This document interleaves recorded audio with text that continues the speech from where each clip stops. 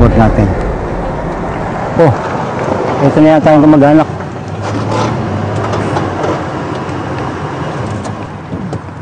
Sisihin nyo na maigi ang mga yan. O, sige na. Sir, asan yung mga sakay nitong kotseng to? Nasa ospital na yung mga bata. Nasa West Road Medical Center na. Sir, ano mo nangyari? Sabi ng mga witnesses, beating the red light daw yung batang driver.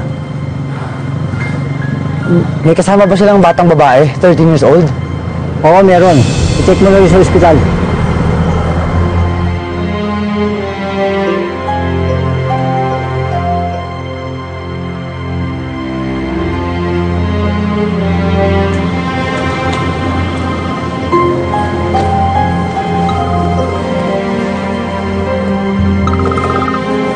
Cellphone ni Catherine to.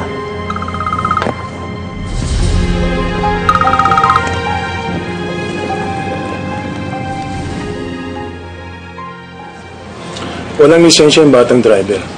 Nag-drug race yata yung mga yan. Sir, ganito ko kasi yung nangyari. Benedict, ako na lang magpapaliwanag. Sir, kasi hindi naman sila matulin. Medyo nag-alangan lang sila mag-stop dun sa stoplight. Ganun pala nangyari. Anyway, babase na lang sa sketch. Kasi yung... Dok, kamusta po yung lagay niya? Kayo po ba ang nanay ng pasyente?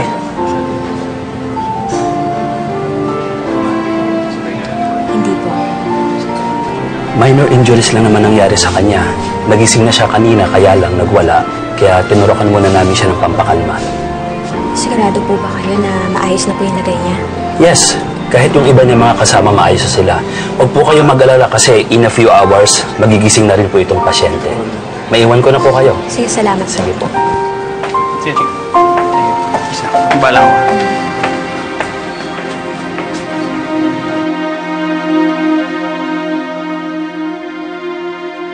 Jonas! Oh, buti na, buto pa kita dito. Oh, nagiling yung phone mo. Hindi ba sasagutin yun? Sino ba yan? Si Scarlett? Hindi, report mo na nandito na tayo sa ospital. Huwag na muna. Baka lalong maten si Tita Matilde. Sige na. Nurse!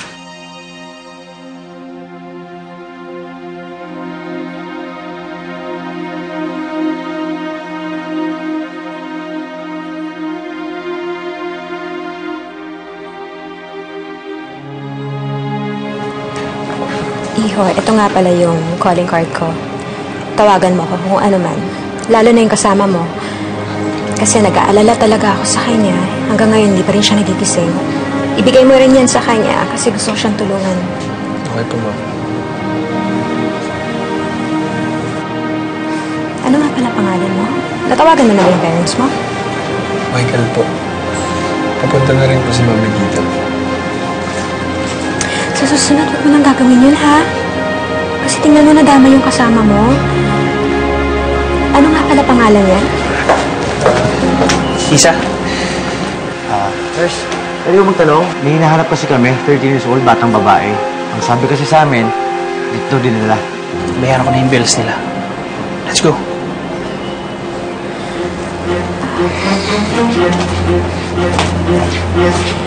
Benedict, baka pwedeng hindi muna tayo umalis. Gusto ko kasing bantayan mo na yung bata. Sure. We did our part already. Let's go na. Eh kasi tingnan mo naman yung kalagayan niya. Wala siyang malay. Wala pa yung parents niya. Marami yung sinasabi ko yan. Hindi na tayo tumuloy dito. Sobrang kami apektado sa kanila. Benedict, sige na. Gusto ko na talaga makausap yung bata sa pagising.